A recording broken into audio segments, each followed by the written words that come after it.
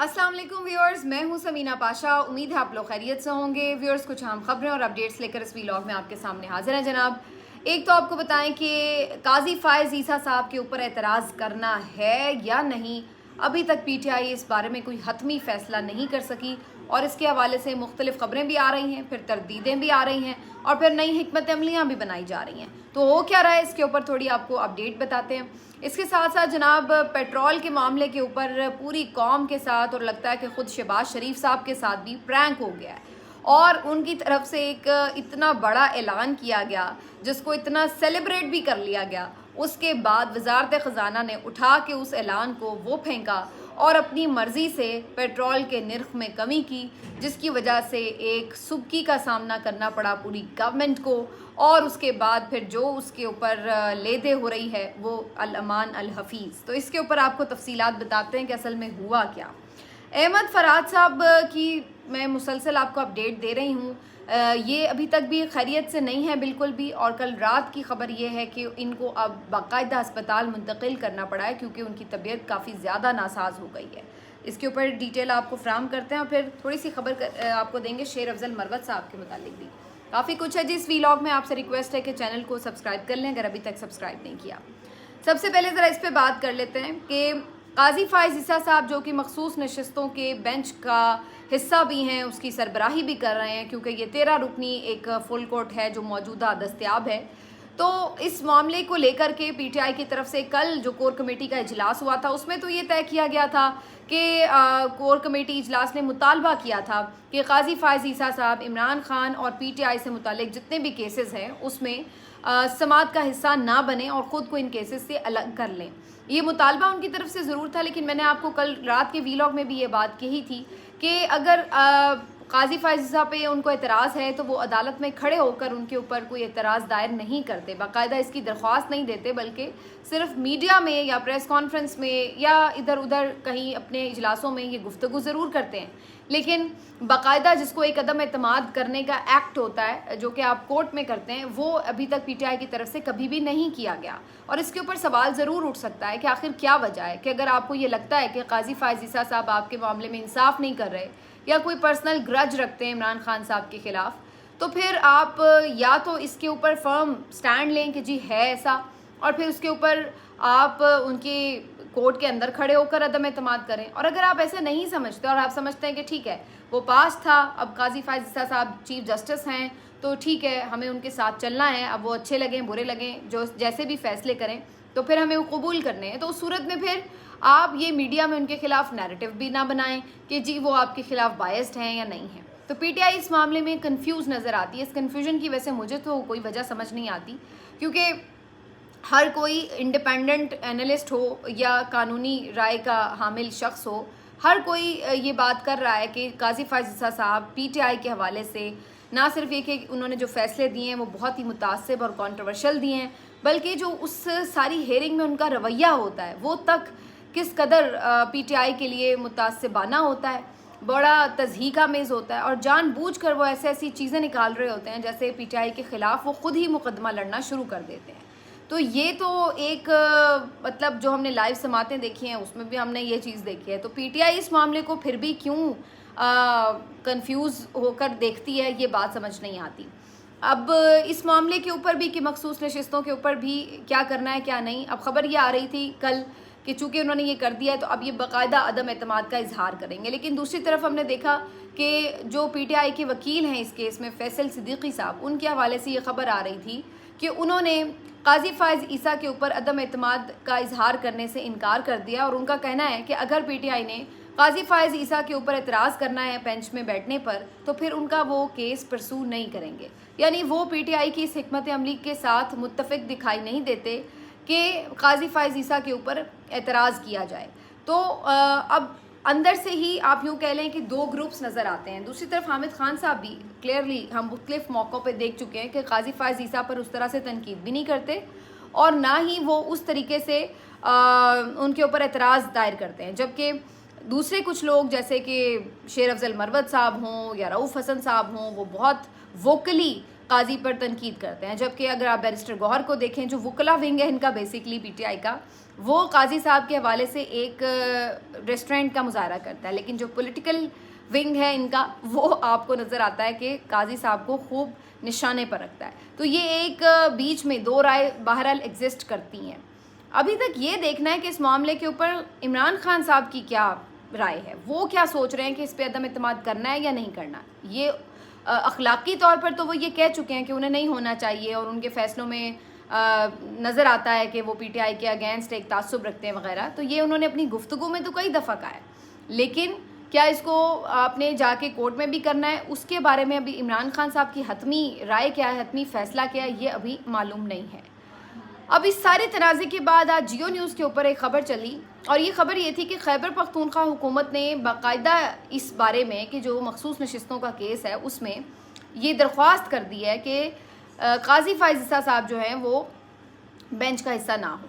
अब जियो न्यूज़ पर जब ये ख़बर चल रही थी तो फ़ौरन ही इसकी तरदीद आना शुरू हो गई, और जो एडवोकेट जनरल हैं खैबर पख्तूनख्वा के, उनका एक वीडियो बयान भी आ गया, और तरदीदी बयान वैसे भी उन्होंने जारी कर दिया, रिटन भी, कि ऐसी कोई बात नहीं है। ना तो खैबर पख्तूनख्वा की हुकूमत से इस तरह की कोई अभी तक सुप्रीम कोर्ट में बात पहुंची है, और ना ही इंटरनली कोई आपस में ऐसी ख़तो किताबत हुई है कि जिसमें हमने कोई ऐसा मुसव्विदा या कोई तजवीज़ वज़ीर आला को भेजी हो, तो ऐसा कुछ नहीं है। तो उन्होंने इसकी कम्प्लीटली तरदीद की है। तो अब वहाँ से तो इस बात को ख़त्म कर दिया गया है, लेकिन इसके अलावा भी ये ख़बर आ ये रही है कि अभी इस मामले के ऊपर पीटीआई असल में किसी नुक्ते पर नहीं पहुँची है, और इस वजह से आज एक और मुशावरती इजलास होगा, जिसके बाद हतमी तौर पर यह फ़ैसला किया जाएगा कि पीटीआई ने जो मखसूस नशिस्तों का केस है उसमें एतराज़ करना है काजी साहब पर या नहीं करना। तो अब ये मामला जो है दोबारा से टेकअप किया जाएगा, और इसके ऊपर ज़ाहिर है इमरान खान साहब की राय भी फ़ाइनल राय होगी। उनको भी ज़ाहिर है कुछ जो सजेशंस हैं वो भी दी जाएंगी, जिसके बाद वो अपनी हतमी राय जो है वो पार्टी मेंबर्स को बताएंगे। लेकिन इसमें अगेन जो मैं बात कर रही थी कि मुझे तो इसमें यही नज़र आता है कि जो वकला हैं वो थोड़ा सा इसके ऊपर सॉफ्ट मौक़िफ़ रखते हैं, थोड़ी बहुत तनकीद कर लेते हैं काजी साहब पर, लेकिन उस तरीके से उनके ऊपर एतराज़ नहीं कर रहे। लेकिन दूसरी तरफ जो पॉलिटिकल लोग हैं इनके, वो बहरहाल इस पे कर रहे हैं। इसके ऊपर मतीउल्लाह जान, हसनात मलिक साहब जो बात कर रहे हैं वो भी देखने वाली है। वो ये समझते हैं कि जियो न्यूज़ की तरफ से ये जो ख़बर है ये जानबूझकर फैलाई गई है, और उसकी वजह ये है ताकि अंडर प्रेशर कर दिया जाए, और आगे जो पीटीआई अगर इस हवाले से सोच भी रही है तो वो इसके ऊपर अमली तौर पर फिर कदम नहीं उठाएगी, क्योंकि वो ऑलरेडी जब तरदीद कर चुकी होगी तो फिर दोबारा वो ये काम करेगी अगर जाके कि जी हाँ जी हम एतराज़ कर रहे हैं, तो इसका मतलब जो तरदीद आपने की थी वो गलत की थी। तो ये जानबूझकर भी कुछ इस किस्म की फ़ेक न्यूज़ बाज़ुकात ख़ुद भी फैलाई जाती हैं किसी ख़ास मकसद को हासिल करने के लिए। तो अब क्या वाकई ऐसा है, ये बड़ा एक बारीक किस्म की गेम और वारदात आप कह लें अगर जियो न्यूज़ की तरफ से की जा रही है, और इस वक्त हम ये देख सकते हैं कि हर तरफ से चालें तो चली जा रही हैं। ये बात भी सामने आई थी कि जो प्रैक्टिस एंड प्रोसीजर के तहत 3 रुकनी कमेटी मेंबर्स अब हैं, जिसके मुनीब अख्तर साहब भी हैं, मंसूर अली शाह साहब हैं, और चीफ जस्टिस साहब हैं, जो बेंच तश्कील देती है। तो वहाँ पे भी मुनीब अख्तर साहब का ये कहना था कि लार्जर बेंच होना चाहिए और इसमें फुल कोर्ट की ज़रूरत नहीं है। लेकिन बाकी 2 जज साहिबान ने इसके ऊपर फिर बड़ी बेंच बनाने का या फुल कोर्ट बनाने का फ़ैसला किया। तो अब एक अंदर भी हमें नज़र आ रहा है कि इसके ऊपर बेचैनी है। अखलाकी तौर पर बहुत से आइनी और क़ानूनी माहिरीन का ये ख्याल है कि काजी फ़ाइज़ ईसा साहब का इस बेंच में बैठना वैसे भी मुनासिब नहीं है, क्योंकि अगर ये मखसूस नशिस्तें हुक्मरान जमात को मिलती हैं तो 2/3 मेजॉरिटी उन्हें मिल जाएगी, जिससे उनकी एक्सटेंशन की राह हमवार हो सकती है। तो ये तो मफादात का तसादुम है। और दूसरी इस पर एक और बात ये भी आ रही है कि इस लिहाज से अगर देखा जाए तो ये ख़ुद काजी साहब के लिए भी एक मौका है कि अगर उन्होंने बल्ले का फ़ैसला खालिस्तान इस बुनियाद पर दिया कि जी उन्हें लगा कि इलेक्शन ठीक नहीं थे और इस वजह से उन्होंने कहा ठीक है निशान नहीं होना चाहिए, तो यहाँ पर वो अपने इस फ़ैसले को रेक्टिफाई करने का थोड़ा बहुत हिस्सा डाल सकते हैं। अगर वो वाकई उस फ़ैसले में जानिबदार नहीं थे या उन्होंने किसी वजह से कोई ये फ़ैसला नहीं किया था बल्कि एक सिर्फ आइनी और क़ानूनी तौर पर किया था, तो उस सूरत में अब उनको भी चाहिए कि अपने इस फ़ैसले को, जो कि उन्होंने उस वक्त एक कॉन्ट्रोवर्शियल फ़ैसला दिया, उस फैसले की कम अज़ कम थोड़ी बहुत आप कह सकते हैं कि डैमेज कंट्रोल कर सकते हैं, मदावा कर सकते हैं कि अगर यहाँ पर वो एक बेहतर और मुनासिब फ़ैसला दें जो कि जमहूरी जो रूह है, जो जमहूरी रवायत है, उसको बेसिकली स्ट्रॉन्ग करे। तो अब देखना ये कि काजी साहब खुद क्या इस पर फैसला करते हैं। इससे पहले काजी साहब की खबर हमने ज़रूर सुनी थी कि जी मुझे तौसी नहीं चाहिए, और उन्होंने कहा था कि वो इंटरेस्ट नहीं लेते। लेकिन उसके बाद अब दोबारा ये जब फुल कोर्ट का मामला है तो इसके ऊपर ये देखना होगा कि काजी साहब क्या स्टिल तौसी में इंटरेस्टेड नहीं है या फिर उनको अभी इस हवाले से कोई कन्फ्यूजन बाकी है। तो काफ़ी कुछ है जी इस बेंच के साथ जुड़ा हुआ। आगे चलते हैं। अहमद फराज साहब लापता शायर, जो बहरहाल बाजियाब तो हो गए लेकिन हालत उनकी बहुत ख़राब थी, मैंने आपको जैसे कि बताया। और अब उनके बारे में कश्मीर से ख़बर ये आ रही है कि थाने में उनकी हालत बहुत ज़्यादा बिगड़ी, जिसके बाद उनको अब अस्पताल मुंतकिल कर दिया गया है और वहाँ पर उनको ट्रीटमेंट दिया जा रहा है।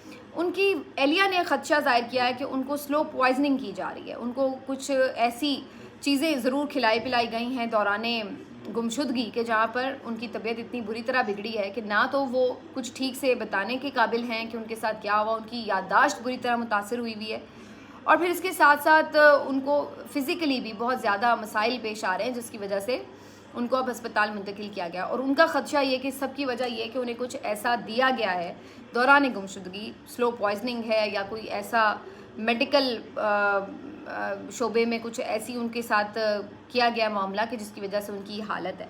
तो अब मेरा ख्याल है कि इसके ऊपर ऑलरेडी केस चूँकि चल रहा है तो इसके ऊपर एक कंप्लीट मेडिकल चेकअप जो है उसको रेकमेंड होना चाहिए, जिसकी बुनियाद के ऊपर ये तय किया जा सके कि आखिर उनके साथ मामला क्या पेश आया है।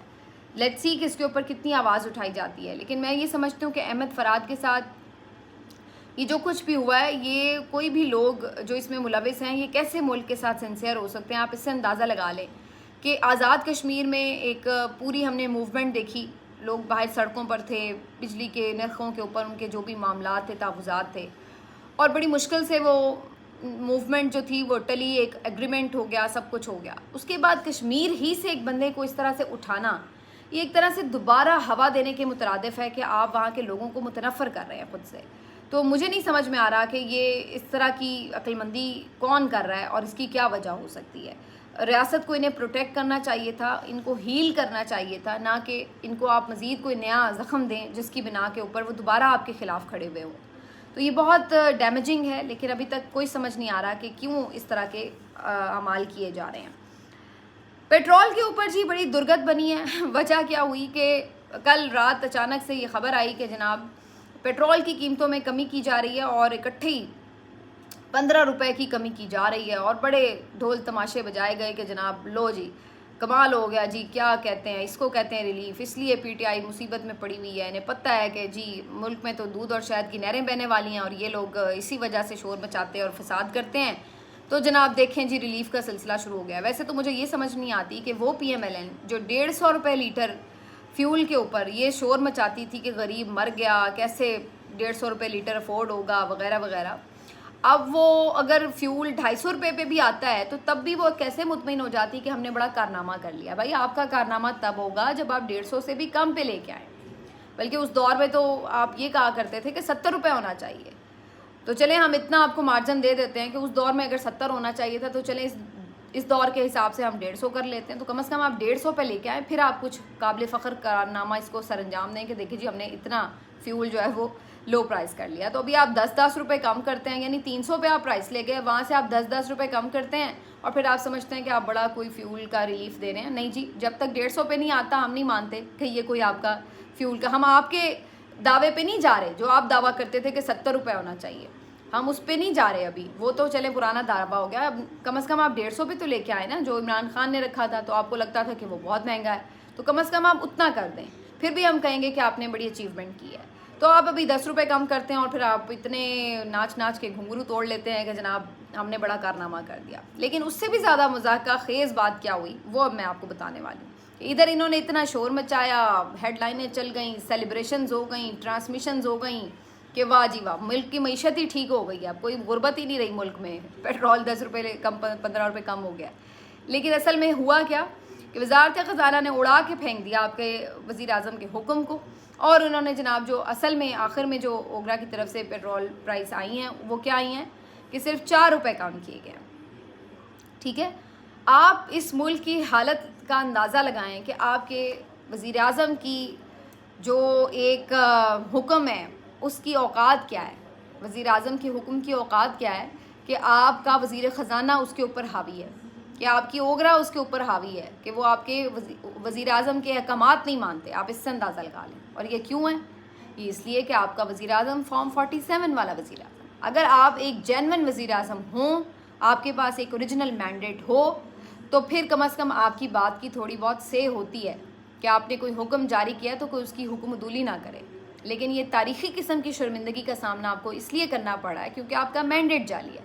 आपकी हैसियत एक नौकर से ज़्यादा है नहीं कि जिसको सिर्फ अपॉइंट किया गया कि ये बस आपने नौकरी करनी है वज़ीर आज़म की, नौकरी के तौर पर आपने वज़ीर आज़म की ये जॉब जो है ये करनी है। इसमें आपके पास कोई इख्तियार नहीं है। तो फिर यही होता है जो आपके साथ हो रहा है, आपकी बात की कोई वैल्यू नहीं होती। और उसके बाद सुबह से अब बेइज्जती प्रोग्राम चल रहा है फुल, कि देखें इनके साथ क्या प्रैंक हुआ, और लोग भी गालिम गलोच कर रहे हैं कि जनाब पहले हमें ये खबर सुना के और बाद में सिर्फ 4 रुपये का रिलीफ दिया। और उस पर भी बस नहीं हुई, 4 रुपये पेट्रोल सस्ता कर दिया, चलो जी 4 रुपये सस्ता कर दिया।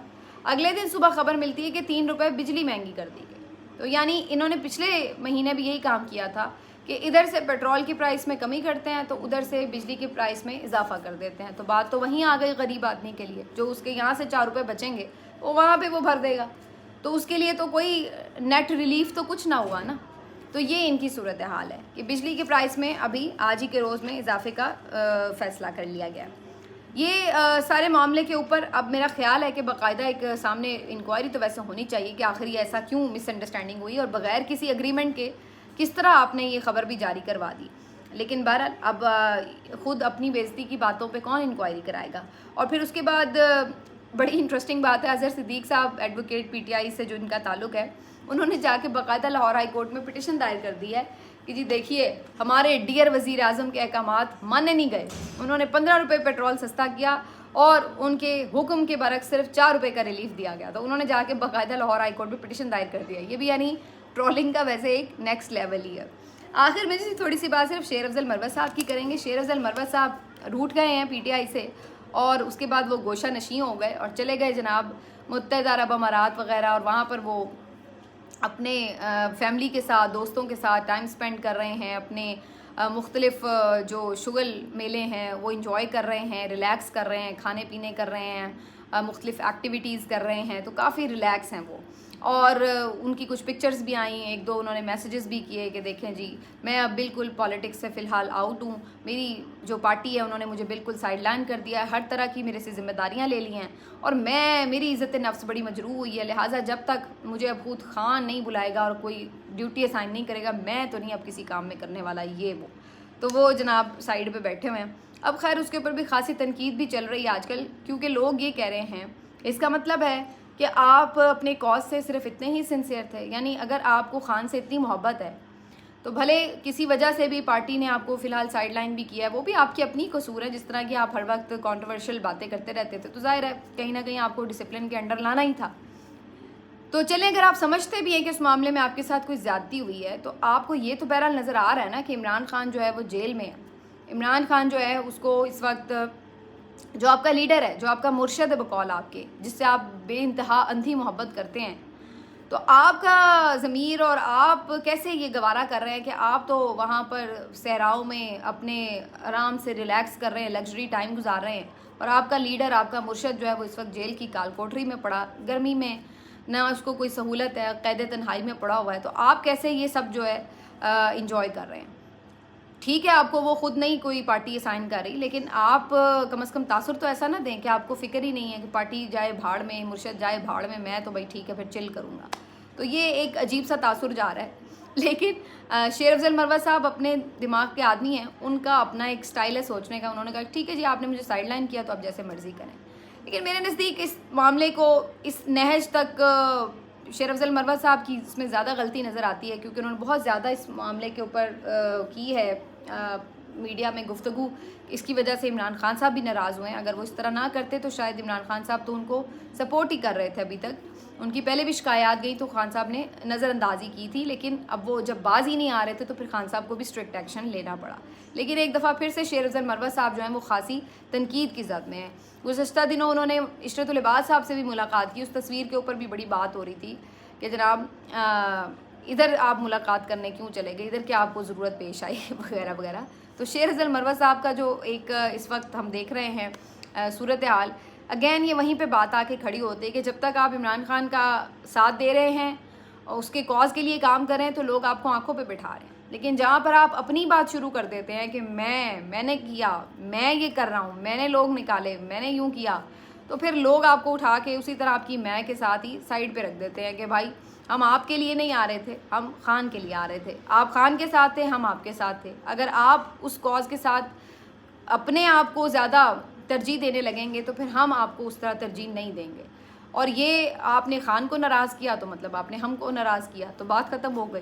तो अब वो बहरहाल जो काफ़ी एक उनका पूरा प्रोफाइल बन गया था शेर अफजल मरवत साहब का, वो काफ़ी उन्हें नुकसान हुआ है। तो अगर तो इस चीज़ को समझेंगे, सीखेंगे, तो फिर तो मेरा ख्याल है उनका कमबैक भी हो सकता है और वो पीटीआई के लिए बड़ा ज़रूरी सासा भी है, बड़ा काम कर सकते हैं, उनमें बड़ी क्वालिटीज़ हैं।